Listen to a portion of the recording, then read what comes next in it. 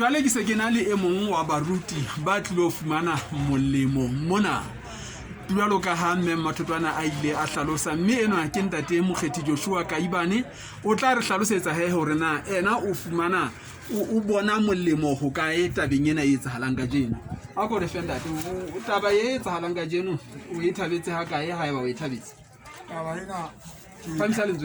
ena ke e thabetse hobane neng ile ke ne ke sa lemoha hore ho tla etsahala seboko sa mofuta. Mme ke ne ke re ke ka mo tshebeletso e Modimo a etsang hore ebe dimpho tsa mofuta ona di ba teng. Mme o re boleletse hore wena o le moruti mpho ena ha o e fumane ho boetse bona le batho ka hara phutheho ya hao ba o ka nnang wa fumana hore mohlomong ba hloka haholo le ho feta. Nna o tla ba le mokgwa wa rolelana le bona? Ke tla rolelana le bona hobane ebile ke na le bahlolohadi ba teng ka hara ho kereke. Ho bile ho na le dipeo tsa meroho mono. Nna le tla ba le ona mokgwa o wa hore le di sebedise le di leme kapa le ebe le ilo di rekisa ba?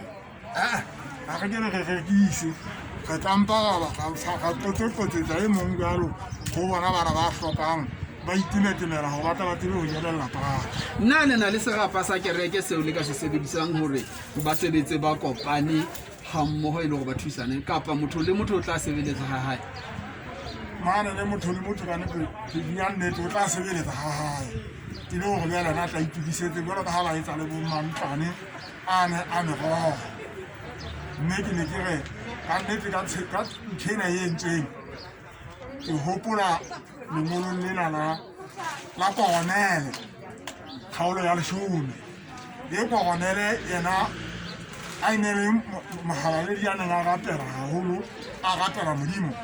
Empa ka letsatsi le leng lenyolo ile ka latla ho yena la re dithuso tsa hao le dimpho tsohle tseo ntseng o di etsa le thapelo ya hao ke ena pela Modimo. Mme Modimo e mametse. Jwale ke mona mo ke reng mofani ya etsang ntho tsena thapelo ya hae Modimo wa e bona le dimpho tsa di etsang, mme Modimo wa di bona, mme o tla mo hlonolofatsa. Re a le bona le Mokgethi. Re a le bona moratuwa wa ka.